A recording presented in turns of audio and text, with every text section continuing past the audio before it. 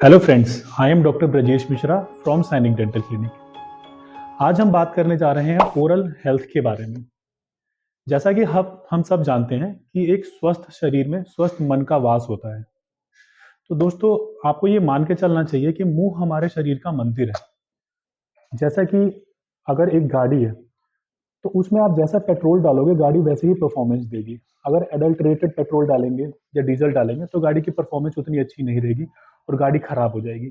शरीर का भी वैसी है। अगर आप गंदी चीजें खाओगे, गलत चीजें खाओगे, तली हुई चीजें ज्यादा खाओगे, कार्बोनेटेड ड्रिंक्स ज्यादा लोगे, स्मोकिंग, अल्कोहल, है ना, गुटखा, पान सुपारी का सेवन करेंगे तो शरीर जल्दी खराब हो जाएगा।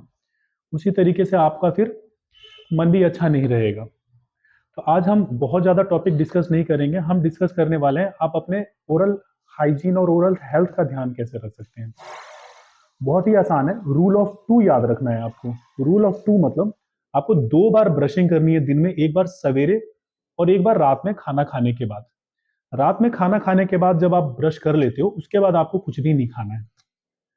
दूसरी चीज हो गई कि फ्लॉसिंग। ब्रशिंग के अलावा एक फ्लॉसिंग चीज होती है जो ब्रशिंग से भी ज्यादा इफेक्टिव होती है। फ्लॉसिंग में क्या होता है कि एक धागे जैसी चीज होती है, वो 2 दांतों के बीच में आप अंदर बाहर करेंगे तो जो 2 दांतों के बीच में गंदी फंसी होगी वो निकल जाएगी आसानी से, और ये ब्रशिंग से भी ज्यादा इफेक्टिव होती है। तो दूसरी चीज तो हो गई फ्लॉसिंग। अब रूल नंबर 2 का तीसरा पार्ट हो गया कि आपको डेंटिस्ट को चेकअप कराना है साल में 2 बार। एवरी 6 मंथ पे आपको चेकअप कराना है। मुंह में कहीं भी कोई भी छोटा अगर काला निशान हो रहा है या कोई कैविटी हो रही है तो आपको देन एंड देयर ही उसको फिल करा लेना है। कई बार क्या होता है कि हम इग्नोर कर देते हैं चीज़ों को। छोटी कैविटी होती है, बड़े बड़े, फिर उसके बाद क्या होता है कि गड्ढे बन जाते हैं दांत में और फिर पेनफुल हो जाता है वो। तो अगर आपने छोटी कैविटी को ही फिल करा लिया होता तो आगे जाके वो पेनफुल ना होता। अब इस स्टेज में आपको दांतों की आरसीटी करानी पड़ती है। बहुत लोग आरसीटी भी नहीं कराते हैं और लेटर ऑन स्टेज पे दांत को निकालना पड़ता है। उसके बाद फिर दांत में या तो दांत लगवाने पड़ते हैं या इम्प्लांट कराने पड़ते हैं। तो कहाँ तो एक छोटी सी फिलिंग से काम चल जाता है और आपने दांत को निकलवा भी लिया। तो थोड़ा सा ध्यान रखना है चीज़ों को। डेंटिस्ट को प्रॉपरली चेकअप कराना है और अपने खाने पीने की चीज़ों का ध्यान रखना है। कोल्ड ड्रिंक्स वगैरह ज़्यादा नहीं लेना है। और अगर आप कुछ स्टिकी चीज़ ले भी लेते हो, जैसे बच्चे चॉकलेट्स खा लेते हैं, तो उसको उसी टाइम पे कुल्ला करवा दीजिए।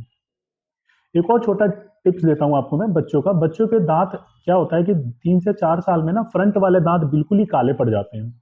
उसका सबसे बड़ा कारण ये होता है कि एक तो बच्चा चॉकलेट खाता है, दूसरा क्या होता है कि बच्चा फीडिंग करते हुए, बॉटल फीडिंग करते हुए ही सो जाता है, रात में दूध पीते पीते ही सो जाता है। तो जो मिल्क में जो शुगर होती है वो ऊपर के दांतों को खराब कर देती है। तो इस चीज का भी ध्यान रखना है। एक सर्टेन टाइम पीरियड के बाद बच्चे की बॉटल फीडिंग बिल्कुल ही छुड़ा देनी चाहिए। तो अगर आप इन चीजों का ध्यान रखोगे तो सर्टेनली आपके दांत अच्छे होंगे, स्वस्थ होंगे। दांत अच्छे होंगे तो आपका ओरल हेल्थ अच्छा होगा, ओरल हेल्थ अच्छा होगा तो आपका शरीर भी अच्छा होगा। तो मुझे लगता है कि आज मैंने दांत से रिलेटेड आपकी कुछ क्वेरीज को दूर करा है। Thank you so much.